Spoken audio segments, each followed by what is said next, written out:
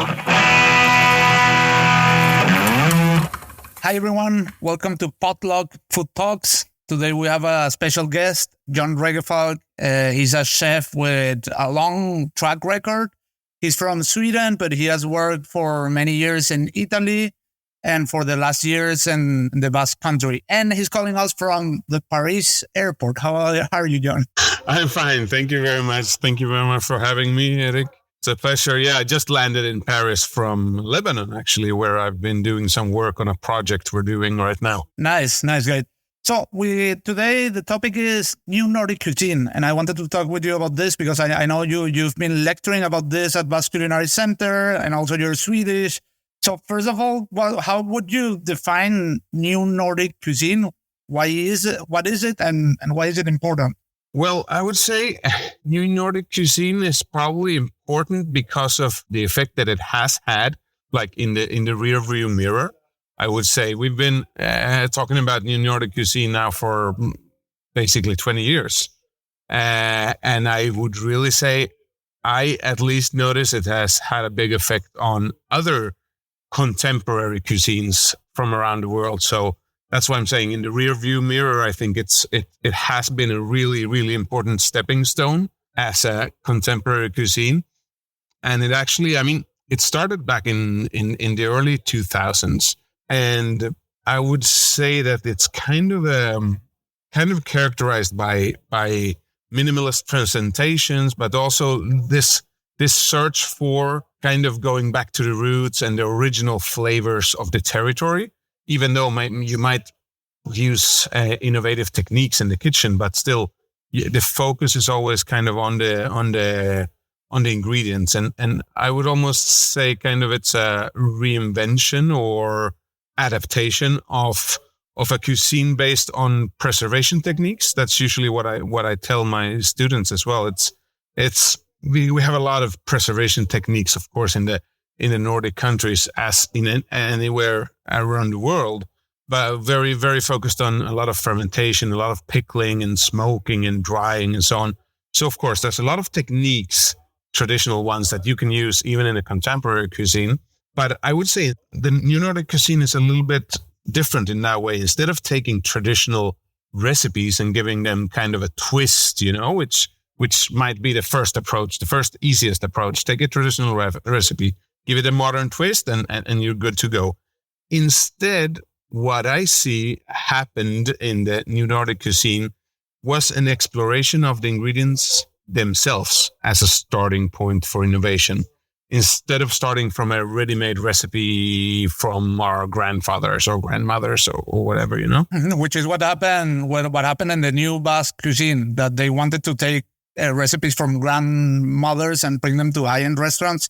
Well, correct me if I'm wrong. My way to define, so to say, new Nordic cuisine, I would say, is a movement where the focus was towards not only, well, you mentioned ingredients, but to be more specific, local ingredients that weren't as valorized as before, if I understand correct. As it happened in many countries, high-end restaurants in the Nordic countries were more looking to France and to Europe instead of looking inwards. And this was kind of the inflection point. Is that correct, more or less? I totally agree with you there. I mean, in the Nordic countries, we had the same, French cuisine movement, French cuisine influenced movement during the 70s, 80s, 90s. So this was kind of a counteraction almost to create something really new, but really local. So not importing ingredients from France, not basing ourselves on French technique, but looking into our own terroir, into our own countries and seeing what ingredients do we have. Maybe even ingredients that we used to use back in the days, like hundreds of years ago, but had been forgotten, or ingredients that you actually have to go out and search for yourself and forage because you can't find them in the supermarket, So it was a way to differentiate yourself from other regions and really look into what do we have in our landscape, in our forests, where is the differential? What is unique from here? Was there a starting point, same as in the new, or are there like grandfathers of the new Nordic cuisine? In my perception, I would say Bobek was doing New Nordic before New Nordic was a thing? Or I don't know, what was it, someone else? It's quite funny, this New Nordic cuisine, because there's really a point, there's really a kind of a date where a group of chefs sat down around the table and agreed upon a new set of rules for what they were calling the New Nordic cuisine. So there's actually a very clear starting date for this. But of course, there were people doing stuff like this beforehand as well. I mean, I remember one of my first memories of when I was really surprised by someone doing things differently back in the 90s. It was the chef Magnus Ek from restaurant Oaxen in Sweden. And he was doing what I would say would fit perfectly into the New Nordic cuisine way before it was even defined and written on a paper. So we're talking mid 90s, and he really created his own local cuisine, naturally delimited by space, because he was on an island. He was on the Oaxen island, and he was using ingredients from that same island. So it was very, very logic for him to have a very, very local approach to ingredients, a lot of foraging, a lot of using what was available on the island. But also he was very focused on using traditional old Nordic cooking techniques, preservation techniques. So Bobek is another example of people doing things before New Nordic cuisine was defined. But for me, I think Magnus Ek was probably the first one where I really thought like, wow, this guy is really doing something different, when all the other ones are still in kind of a French Nordic cuisine. And would you say what would you be your top list of strongest exponents? I don't know, cooks come to my mind, maybe Faviken, Noma. How would you build like a top 5 list, in your opinion? Yeah, I would say, of course, I mean, everyone knows Recipe of Noma. I would say a little bit later as well, Magnus Nilsson of Faviken, Espen Holmebang of Maemo, of course. I think Matthias Dahlgren as well in Sweden was doing kind of in the 90s, Southern Europe inspired kitchen, but he pivoted to a really, really Nordic cuisine in a very natural way, which also I find was very interesting. As I said before, of course, Magnus Ek of Oaxen, and maybe even Claus Meyer. No, it's not really the chef that the other ones are that we've been mentioning, but he's more of an entrepreneur, and he was one of the persons that really got the snowball rolling on this whole new Nordic cuisine, actually. So we talked about Noma. I think it's worth to make like a special mention on what did Noma that was so great. How did it become the best restaurant and the most influential in the world? I remember the first time I heard about Noma, I was working at Mugaritz back in 2005.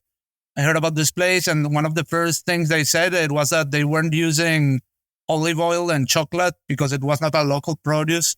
And for me, this was so counterintuitive for a restaurant in Europe, no chocolate and not olive oil.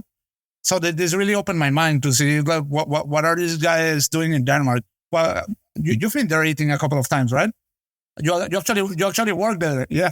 Yes, I did as well. So yeah, I kind of, I understand what you're saying. Of course, the whole fact of just looking for the most local ingredients, which is a little bit actually in the case of Noma. Noma, yeah, they talk about ingredients from the Nordic region, of course. But if we look at a map, the Nordic region is huge, because also sourcing at Noma was anything from Denmark, of course, which I would say is quite local, but all the way to Iceland, to Greenland. So geographically, Noma was sourcing from a huge area, but more than just geographically, we're talking about an area that has a climate that's very similar. So it's more about the kind of products that you can find in these countries, the kind of climates, the kind of preservation techniques, cooking techniques, the flavors that bringing those ingredients and those cooking techniques together, the kind of flavor that it creates. So that's why, even though, I mean, we're talking about kind of locally sourced, but the Nordic region is huge. So it's a little bit kind of counterintuitive talking about local ingredients and then sourcing from the whole Nordic area. But it's, I would say what Noma did differently was just being very, very, very decided on using only ingredients from that area, and finding a way, because it would be so easy to just like fall back on ingredients that would work imported from other places. But being just so firm in the philosophy, I think that's one of the main reasons Noma became what it became. Yeah, I can't think of anyone who did that before, because, for instance, it comes Santi Santamaria to mind at Ralcó de Campabes in Catalonia. He was doing like a very comparable thing in his restaurant, but he would source ingredients from all over Europe, and I know that because I worked there. But I mean, he was also sourcing local products that weren't being used anymore. So, and also another thing from Noma, I think they redefined the concept of what an ingredient is, like using whey or different types of grasses or things that you wouldn't normally cook with. Exactly, yeah. Ingredients that maybe up until that point were considered either just plants, like something you see in the forest or in the park, or things that you would consider animal feed, maybe like hay or something like that, and they made it actually into an ingredient, Yeah, or things that nobody would dare serving in a restaurant, like, I don't know, bear heart or things like that. Exactly. Yeah, but the things of redefining what an ingredient is, Nordic food labs come to my mind. I remember one of the researchers from Nordic Food Lab saying once, everything is an ingredient. Whatever you see in the forest, you could transform it some way into something edible. Yeah, no, absolutely. I totally agree. As long as an ingredient isn't toxic for a human being, it has all the potential in the world to be an ingredient in a dish, definitely. You have, being Swedish and having eaten in so many of these places, also worked. What would you say are memorable dishes that are really representative of the Nordic cuisine movement? Well, let's see. Memorable dishes. Yeah, there are, of course. Ladies and gentlemen. No, otra vez.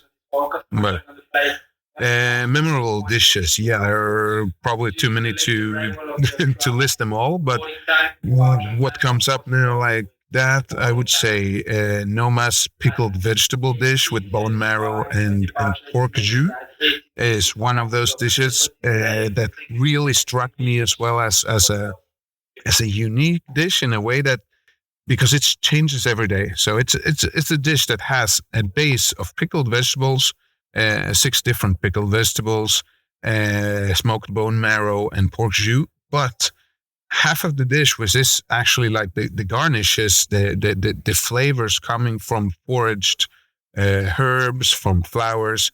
That part of the dish changed every day based on the season, based on what flowers were blooming that day, or what fresh little herbs could we get that day. So that was definitely, I would say, a signature dish of Noma.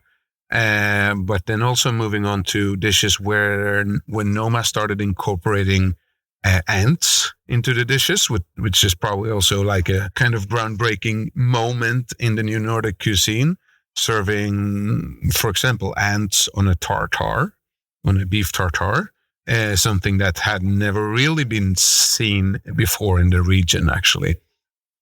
Yeah, and Maemo as well, a very well-known restaurant in Oslo. Langoustine cooked with spruce is one of their really super famous dishes, I would say. Or Fäviken in the northern part of Sweden, which did because they're close by now, a scallop cooked over juniper branches. Nice. So there are a few dishes that I could think of right now. I can think, if I think about new Nordic cuisine, I would also think of subcategories. Like there are like the more sea oriented, more forest oriented, grill oriented.